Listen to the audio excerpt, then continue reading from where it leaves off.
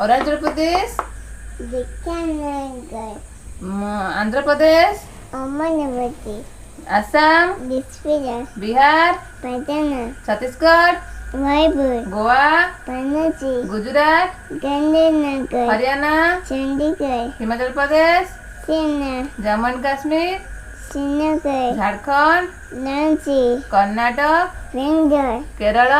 छिन्नमस्तिपुरम, Madhya Pradesh, Koppal, Maharashtra,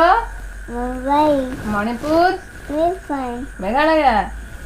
Shimoga, Mizoram, Aizawl, Nagaland, Kohima, Odisha, Bhubaneswar, Punjab, Chandigarh, Rajasthan, Jaipur, Sikkim, Thanjavur, Tamil Nadu,